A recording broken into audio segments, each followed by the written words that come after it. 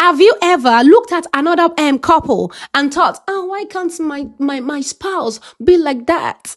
And what if I told you that one habit, just one habit, may be quietly damaging your marriage? And that is comparison. Because comparison destroys. You need to understand that your marriage is different from others.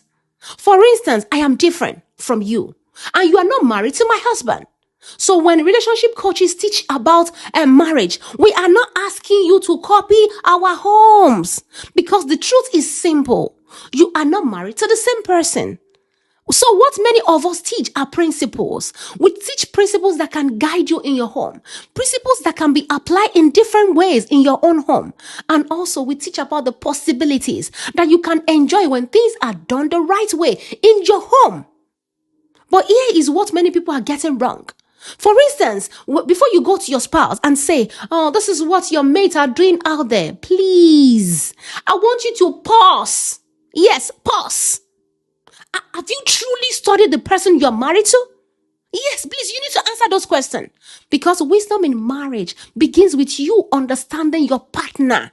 So before you say, this is what your others are doing for their wives, this is what others are doing for their husband, ask yourself, are you married to those people's spouses? You are not. And can you also handle their partners, what their partners are handling? Because this is why wisdom is not optional in marriage. Yes. This is also why many coaches prefer one-on-one sections with their clients, because counseling is not about copy and paste. We study you, we study your spouse, and we try to look for solutions that can work for your marriage. And what is causing problem in your marriage may be completely different from another home. In fact, do you know that two couples can have the same issue, maybe issue of money or things like that, but the root cause, the personalities and the reasoning of those partners can be completely different. So there's depth to this work. For instance, I want you to take respect as an example. We often say that men thrive on respect, and this is a general principle. But your assignment as a wise partner is this. You need to discover what respect means to your spouse. Because what feels like respect to my husband, for instance, may not mean the same thing for you and to yours. And now let me talk about service. I'm sure you know that marriage is about service. Marriage is about you serving one another.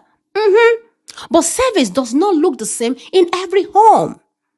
So it is shaped by upbringing, by exposure, by mindset and life experiences.